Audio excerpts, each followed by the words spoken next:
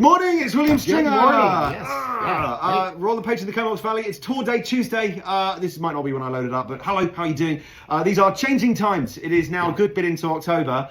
People have now really got over the fact that summer is over, but this is going to be some evergreen news. At this time of year, it is a great time to bring the family back together and to start to plan a little bit for the future, a little bit like the farmers would do at this time of year with their crops. How are we going to store stuff for food in the winter? There's an analogy for you. Yeah, exactly. And coming off a great summer and lots of spontaneity and things we do with our family and our wallets. So yeah, it's true, isn't it? It is. And as a money guy, do Yeah. people spend the most amount of money during the summer? I would you say say? so. Yeah. There's Yeah. And you know what? They don't really realize it. If you can do analysis if you want, but nobody likes to do that, and I never do it either. Well, they call it budgeting. Yeah. And it's kind of one of those loaded words that brings in all sorts of stuff. Yeah, it was no fun, and people don't do it. Like for the most part, Very a few. budget is Yeah. just what you keep in your head and you go forward. But I like to you need a funding plan, and now is the best time of the year to do that because you just built your routine back. You've had your summer fun. We know what's on the horizon with winter activities, kids sports, You're gonna school say activities, the big event at the end of the year.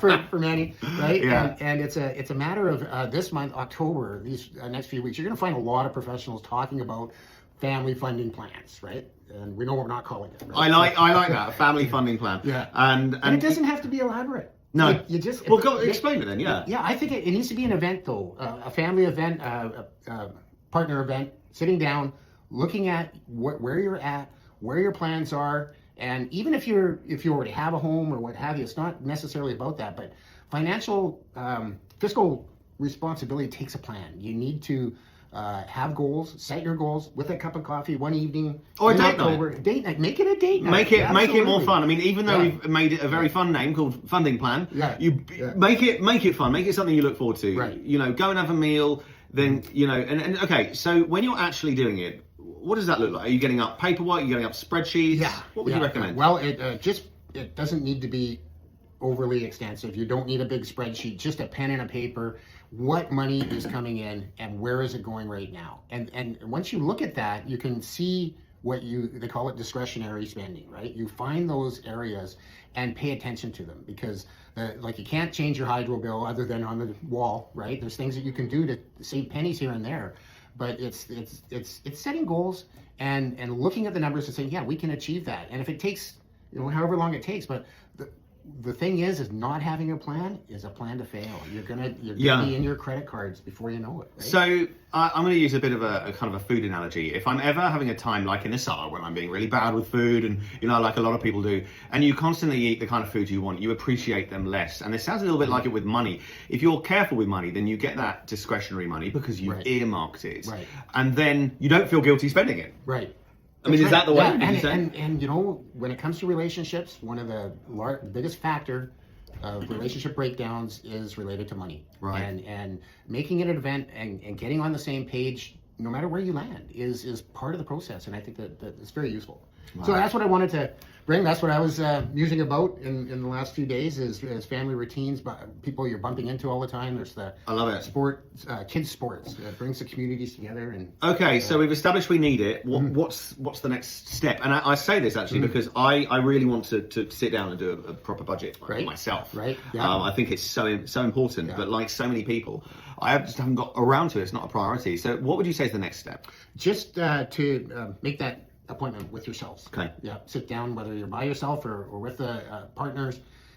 Sit down, make it an event, and just basic analysis. You're not doing a spreadsheet. Nobody's going to worry about how many coffees you had in a day, but just doing the process builds that confidence on your decisions, and you can make changes. 100%. Yeah, you'll be better at what you're doing. Now, I want to do you justice here because you do a lot more than you're a lot more than a mortgage broker. You really help set people up, and we say mortgage broker because that's kind of the biggest thing anyone will ever buy. Yeah. We're debt advisors. Debt advisors. Essentially, that's what we're doing, right? Whether we choose to or not. Our mission is to connect people to the right mortgage for basically their housing needs, right? But it is so much more than that. It cements in a monthly obligation is very long term. Most mortgages do not disappear in 5 years. So Yeah, it that's can be very true. prudent to work with people who have a broader concept of how your debt might affect you, and to have those discussions. It's so true. I mean, if you're going to think, right, what are we going to advise on? Are we going to advise on maybe a credit card where you've got a couple of grand, or are you going to advise on something that's going to be with you for a good portion of your life? Yeah. You know, because there's ways of doing it. So make sure you contact this guy. He knows what he's talking about. It's highly conversational. Even if you just got a few questions and you're not going to do anything just now. That's what I love about what I do. Yeah, absolutely. So contact him. What's your handle? Let's be all modern. I am Mortgage Minder. Mortgage You'll Minder. find me. My website is mortgageminder.ca, and my email address is dean@mortgageminder.ca. Perfect.